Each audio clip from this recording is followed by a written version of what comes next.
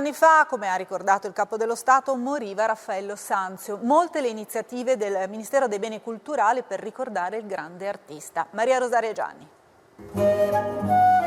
Un viaggio dalle prime ore di stamane per celebrarlo, ricordarlo, il nostro genio rinascimentale, con un video del Ministero dei Beni Culturali su YouTube. Il pittore più grande ma anche architetto, che fece tutto e presto prima della morte, che lo colse giovane e bello e amato e apprezzato da papi e nobili committenti, e lo strappò alla vita a soli 37 anni a causa di un morbo, ironia della sorte, proprio a Roma 500 anni fa, il 6 aprile del 1520, giorno del suo compleanno.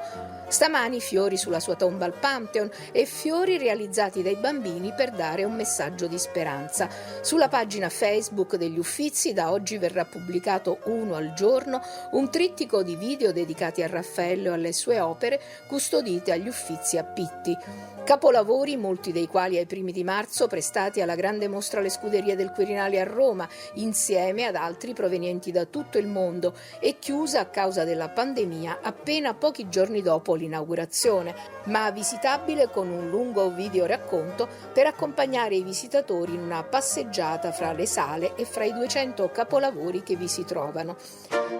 Raffaello, sul prossimo numero di